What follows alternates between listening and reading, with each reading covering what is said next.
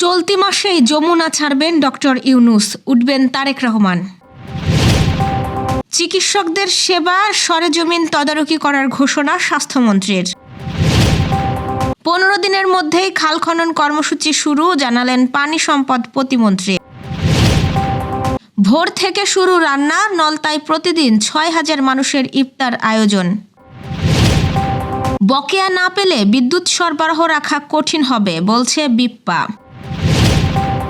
রাজনীতিকদের gunman সুবিধা নিয়ে পর্যালোচনা চলছে। দর্শক, শুনছিলেন দিনের খবরের প্রধান শিরোনাম, এবার বিস্তারিত। তার আগে আমাদের ইউটিউব চ্যানেল সাবস্ক্রাইব করুন এবং সব খবর পেতে ফেসবুক পেজ ফলো করে রাখার পাশাপাশি ওয়েবসাইট ভিজিট করুন। অন্তর্বর্তী সরকারের সাবেক প্রধান উপদেষ্টা ডক্টর মোহাম্মদ ইউনূস ফেব্রুয়ারির মধ্যেই রাষ্ট্রীয় অতিথি ভবন যমুনা ছেড়ে দেবেন।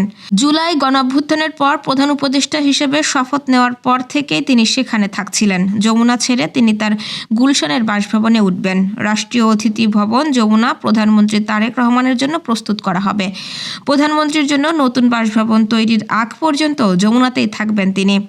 জানা গেছে, নিয়ম অনুযায়ী ডক্টর ইউনূসের আরও 3 মাস যমুনায় বসবাসের সুযোগ থাকলেও তিনি যমুনা ছেড়ে দেওয়ার ব্যাপারে এরই মধ্যে আগ্রহ প্রকাশ করেছেন। এরপরই গণপূর্ত বিভাগের প্রধান প্রকৌশলী খালেকুজ্জামান চৌধুরীর নেতৃত্বে একটি প্রতিনিধি দল বৃহস্পতিবার যমুনা পরিদর্শন করে। তার সঙ্গে গণপূর্তের অতিরিক্ত প্রধান প্রকৌশলী খায়রুল ইসলাম, তত্ত্বাবধায়ক প্রকৌশলী বদরুল আলম খান সহ অন্যরা উপস্থিত ছিলেন।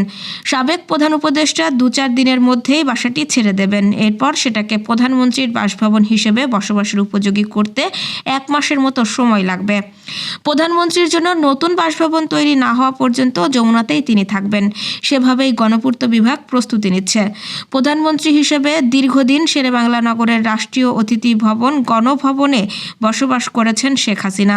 2024 সালের 5 আগস্ট দেশ ছেড়ে পালিয়ে যাওয়ার আগ পর্যন্ত তিনি গণভবনেই ছিলেন। গণভবন ছাড়ার সঙ্গে সঙ্গেই সেখানে ব্যাপক লুটপাট ও ভাঙচুর চালিয়ে ধ্বংসস্তূপে পরিণত করা হয়। সেটাকে জুলাই জাদুঘর হিসেবে সংরক্ষণের উদ্যোগ নেয় অন্তর্বর্তী সরকার। চিকিৎসকরা ঠিকমতো সেবা দিচ্ছেন কিনা সেটার সরজমিনে তদারকি করার ঘোষণা দিয়েছেন স্বাস্থ্যমন্ত্রী সরদার সাখাওয়াত হোসেন। বৃহস্পতিবার সচিবালয়ে স্বাস্থ্য ও পরিবার কল্যাণ মন্ত্রণালয়ের সম্মেলন কক্ষে মন্ত্রণালয়ের সার্বিক কার্যক্রম সম্পর্কে অবহিতকরণ সভায় প্রধান অতিথির বক্তব্যে তিনি কথা বলেন। সভায় স্বাস্থ্যমন্ত্রী বলেন, হাসপাতালগুলোতে আমরা সর্বোচ্চ সেবা নিশ্চিত করতে চাই। প্রধানমন্ত্রী যে নির্দেশনা দিয়েছেন, সেই বার্তা দিয়েছেন, সেই অনুযায়ী কাজ করব। তিনি বলেন, দায়িত্বরত চিকিৎসকরা ঠিকমতো সেবা দিচ্ছেন কিনা তা দেখতে আমরা তাৎক্ষণিকভাবে দেখব। সবাইকে জবাবদিহি করতে হবে। আমাদের কার্যক্রম দ্বারা যেন জনসাধারণ উপকৃত হয় তা নিশ্চিত করতে হবে। আমরা কোনো সিন্ডিকেট সুবিধা দেব না। আগামী 15 দিনের মধ্যেই খাল খনন কর্মসূচি শুরু হবে বলে জানিয়েছেন পানি সম্পদ প্রতিমন্ত্রী ফরহাদ হোসেন আজাদ। পঞ্চগড় সার্কিট হাউসে পঞ্চগড় জেলা প্রশাসনের আয়োজনে জেলার সার্বিক আইন শৃঙ্খলা পরিস্থিতি, পবিত্র রমজানের বাজার দর নিয়ন্ত্রণ এবং নিরবিচ্ছিন্ন বিদ্যুৎ সরবরাহ নিশ্চিতকরণ বিষয়ক আলোচনা সভা শেষে সাংবাদিকদের তিনি একথা বলেন। ফরহাদ হোসেন আজাদ জানান, দেশে যেসব নদী খনন দরকার এবং যেসব জলাশয় দখল রয়েছে সেগুলোকে দ্রুত দখলমুক্ত করা হবে। একই সঙ্গে সাধারণ মানুষ ও প্রশাসন সহ কিছু মন্ত্রণালয়কে সঙ্গে নিয়ে আগামী 15 দিনের মধ্যে খাল খনন কর্মসূচি শুরু হবে। আজ পবিত্র রমজানের প্রথম জুমা। রহমতের 10কে পড়া এই জুম্মার দিনটি মুসলমানদের জন্য অত্যন্ত ফজিলতপূর্ণ। কোরআন ও হাদিসে জুম্মার নামাজের গুরুত্ব বিশেষভাবে উল্লেখ করা হয়েছে। রমজান মাসে প্রতিটি ইবাদতের সওয়াব বহুগুণ বৃদ্ধি পায়, আর জুম্মার দিনের আমল সেই সওয়াব আরও বাড়িয়ে দেয়। এই দিনে গোসল করে পরিচ্ছন্ন হওয়া, দ্রুত মসজিদে যাওয়া, মনোযোগ দিয়ে খুতবা শোনা, বেশি বেশি দোয়া করা, বিশেষ করে আসরের পর দোয়ার সময়টি তালাশ করা অত্যন্ত গুরুত্বপূর্ণ আমল। এ সময় আমলের মাধ্যমে গুনাহ মাফ ও আল্লাহর সান্নিধ্য লাভের সুযোগ রয়েছে। সাতক্ষীরার কালীগঞ্জ উপজেলার নলতায় রমজান মাস জুড়ে প্রতিদিন প্রায় 6,000 মানুষের জন্য ইফতারের আয়োজন করা হচ্ছে। ভোরের আলো ফোটার সঙ্গে সঙ্গেই শুরু হয় রান্নার কর্মযজ্ঞ। নলতা কেন্দ্রীয় আহসানিয়া মিশন প্রাঙ্গণে বড় কড়াইয়ে ছোলা, ডেকে ফিরনি ও সিঙ্গারা তৈরি করা হয়। প্রতিদিন প্রায় 190 কেজি ছোলা, 600 কেজি দুধ সহ বিপুল পরিমাণ উপকরণ ব্যবহার করা হয়। প্রায় 50 জন বাবুর্চি ও 250 থেকে 300 জন স্বেচ্ছাসেবক ইফতার প্রস্তুত ও বিতরণ কাজ করেন। প্রথম রোজা থেকে থেকে 30 রমজান পর্যন্ত চলে এই আয়োজন।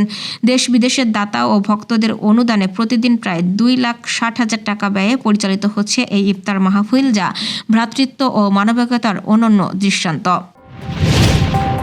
বকেয়া না পেলে বিদ্যুৎ সরবরাহ অব্যাহত রাখা কঠিন হবে বলে জানিয়েছে Bangladesh independent power producer association BIPPA.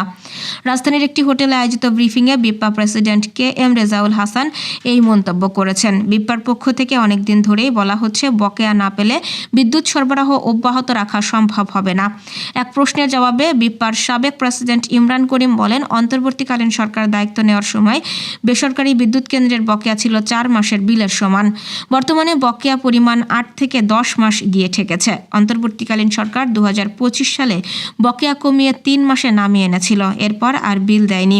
মাঝে মধ্যে 10 দিন 15 দিন করে বিল দিয়েছে। ফার্নেস অয়েল ভিত্তিক বিদ্যুৎ কেন্দ্র বকেয়া বিল 14,000 কোটি টাকা ছাড়িয়ে গেছে। ত্রয়োদশ জাতীয় সংসদ নির্বাচনের আগে নিরাপত্তা ঝুঁকি বিবেচনায় দেওয়া আগ্নেয়াস্ত্রের লাইসেন্স ও গানম্যানের মেয়াদ বাড়াতে চান কয়েকজন রাজনীতিবিদ। স্বরাষ্ট্র মন্ত্রণালয় বিষয়টি পর্যালোচনা শুরু করেছে। কাদের ক্ষেত্রে এই সুবিধা বহাল থাকবে সেই বিষয়ে মন্ত্রণালয় চূড়ান্ত সিদ্ধান্ত নেবে স্বরাষ্ট্রমন্ত্রীর সঙ্গে বৈঠকের পর। স্বরাষ্ট্র মন্ত্রণালয় সূত্র জানিয়েছে, নির্বাচন পরবর্তী পরিস্থিতি বিবেচনায় নিয়ে আগ্নেয়াস্ত্র ও গানম্যান সুবিধার বিষয়ে একটি আনুষ্ঠানিক চিঠি প্রস্তুত করার কাজ চলছে। বিশেষ এই নিরাপত্তা সুবিধা কাদের জন্য অব্যাহত থাকবে এবং কাদের সুবিধা প্রত্যাহার করা হবে তা নির্ধারণ করেই পরবর্তী নির্দেশনা দেওয়া হবে। এই সুবিধার মেয়াদ ছিল 15 ফেব্রুয়ারি পর্যন্ত। নির্বাচনের পর ইতোমধ্যে কয়েকজন রাজনীতিবিদ 15 ফেব্রুয়ারির মধ্যেই তাদের জন্য বরাদ্দ করা গানম্যান ও আগ্নেয়াস্ত্র ফেরত দিয়েছেন। জেলা প্রশাসকদের মাধ্যমে এইসব লাইসেন্স ও নিরাপত্তা সুবিধা প্রত্যাহারের প্রক্রিয়াও শুরু হয়েছে। দর্শক, এই ছিল এখনকার আয়োজন। পরবর্তী খবর দেখুন বেলা 2:30টায়। এতক্ষণ সাথে থাকার জন্য ধন্যবাদ।